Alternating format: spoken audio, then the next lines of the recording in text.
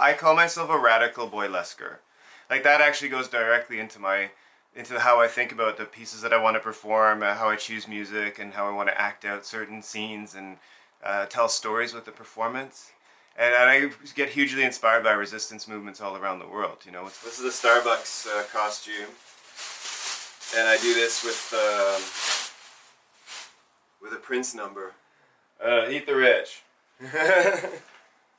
It's painted, and I actually have my mom sew it on. So a lot of times when I come home from work, I just sit on that chair and I zone the fuck out. So it's unfortunate because I have all this energy usually, but yeah, working as a cleaner at the hospital really takes a lot out of me. It's super draining work, and to be able to get on stage and to have this in my life is one of the biggest balances to that drain of me having to subsist on wage slavery. You know, like.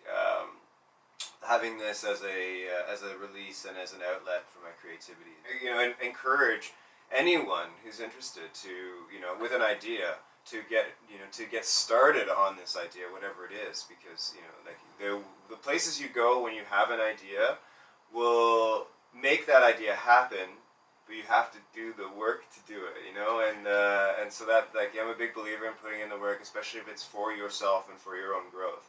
Do the work that no one can take away from you. That's beautiful. That's absolutely beautiful. And that's what performance is to me. It's like putting on a show, having these ideas for numbers. It feeds me, it fuels me, and then I get to share that with an audience. And that's really super special. I've been making the posters for the show. Basically, I like the idea of having a show that had some meaning. This is probably the best kind of adhesive for postering, especially if you're going to like put it in a spot where you'd want it to stay for a few weeks or a month or so. We have, once again, a show that's mostly BIPOC. We have our token white performer is Eden Moore, who I think you know, very, very, very talented host and performer. And then we're going to have a number of other sort of new and emerging performers who are going to each do one number. I seek out performers, mostly of color, who are doing work that is different to what you generally see out there. People who are taking risks. I think we need to take risks with our art. That was basically the genesis of the show. And bringing together mostly people of color to be in the show. So at this stage we've put on 2 shows and we've actually only had one performer who is not a person of color. I'm really old school, so I've been making playbills for the show, so everyone who comes to the show gets a playbill to take home. It's basically a copy of the poster on the one side, and then information about the performers and the set list, and then like social media to follow. And I make the posters and then hand paint them. It's super fun, and it's actually been something I've been doing since I was high school. I used to make band posters I was in a band, and a bunch of us were in bands. These are acacia thorns that I made up, a species of tree that grows in Zambia where I was born. And so I've made these as batons to use in the act, kind of like, it just kind of embellishes everything that I'm doing in my movements, and it was super fun to make. Like, I really like making this kind of stuff. I've been working on an elephant gun. This is a spear and a shield that I made. Some of my ancestors were Ngoni warriors. I've been kind of like, you know, playing this out in shows and really thinking about what it means to be a person of color, even though most people don't, you know, see my color. I was born in Zambia. You know, my mother is, you know, white, from the Netherlands, and my dad was a person of color. Both of his grandfathers were British colonial officers. And the one that I take my name from, Thornycroft, or my stage name, Thornycroft, married a local chief's daughter and began to have a large mixed family.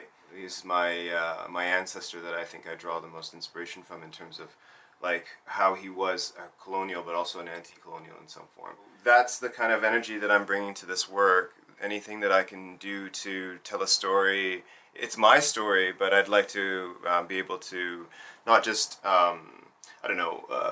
flash my my booty out there, but also to make people think about what it means to have identity and what their identities are themselves. I lived I lived in Zambia. Obviously, I was there recently for 4 years. I spent a year and a half in Korea. I spent 3 years in Australia. I spent almost a year in India. People that I've met over the years who I'm still in touch with all over the world. So, like, to draw that inspiration and that sort of experience is a pretty, like, priceless, I guess. Oh, and this is a flogger that I made for one of my Prince numbers. I've only used it so far in one number, but I kind of like the idea of having some more reasons to bring it out. It's funny because like I am actually not a very kinky person. I'm much more of a hedonist. But somehow in my acts, I have all of these like flogging devices now. I don't know what to make of that. But yeah, this is my protest helmet. So I use it in my shows now. It makes quite a statement, I guess. Anti-colonial settler.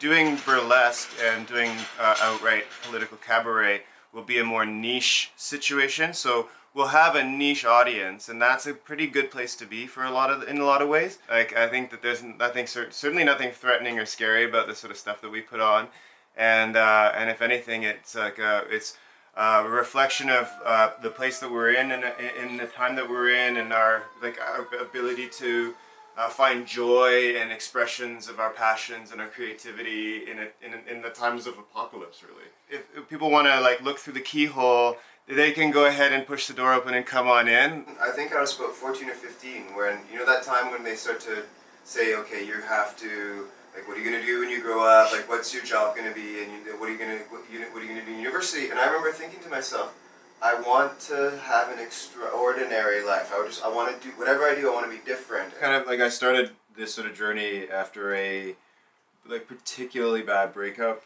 And we had, as a couple, we've been going to a lot of shows. We went out to all the burlesque shows. My partner at the time had wanted to be a burlesque performer.